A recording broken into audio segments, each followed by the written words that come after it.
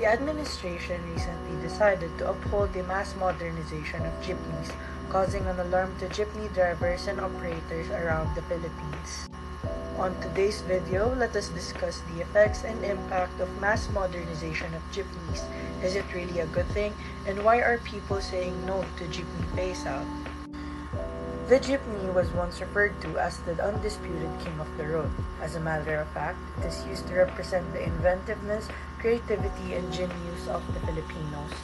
But presently, it has become a tarnished symbol, facing numerous threats to its future, such as government regulations, pricing increase, and competition from less expensive options of transportation. Most jeepneys are privately owned, and they are frequently operated by a single owner. Because of this, individual drivers have been hesitant to switch to new buses, claiming that the change is forcing them to take out large finances loans, which puts them in debt. Drivers and independent contractors must affiliate with the cooperatives and businesses which would own the buses and the public operating franchises in order to be eligible for government loan and subsidies.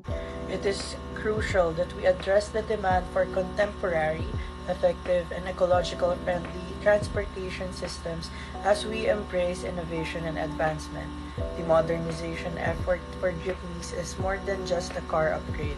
It is an all-encompassing strategy to revitalize our urban transportation system and bring it into compliance with sustainable principles.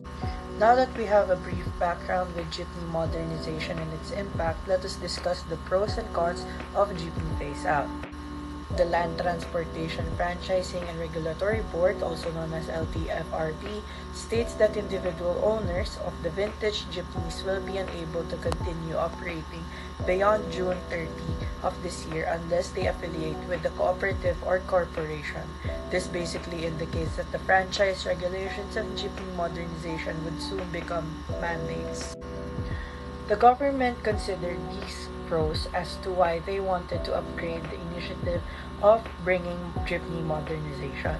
1. It reduces the negative impact that outdated jeepneys have on the environment. Number 2, expand the number of jobs available to new drivers and laborers. And number 3, decorate our highways with eye-catching, recently manufactured jeepneys. Of course, even though that these are the pros presented by the government, they made sure to ask the Filipino citizens to what drawbacks might happen if they push through with the modernization of jeepneys. Number 1, it costs too much. Even with the 160,000 pesos guaranteed rebate, the upgrade jeepneys would still cost 2.8 million, which is far too much for some jeepney drivers. Number 2, minimal benefit to the environment.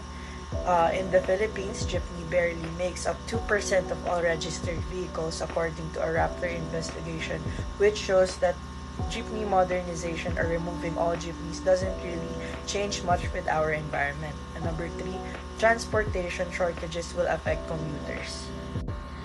In conclusion, modernizing the jeepney industry in the Philippines is an important yet difficult task.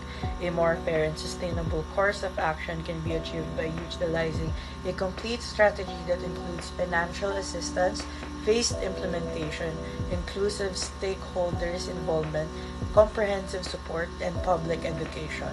The program can accomplish its objectives of lowering pollution and enhancing public health while preserving the livelihood of individuals who depend on the jeepney industry by addressing both environmental and socio-economic problems.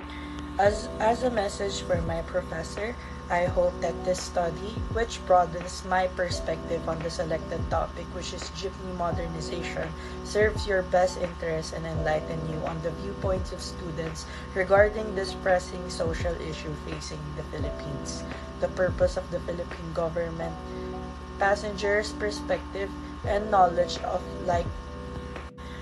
I would also like to express my gratitude for the chance to learn more about this particular social issue and for teaching me to approach the subject from a perspective and variety of angles that provide moral and ethical insights.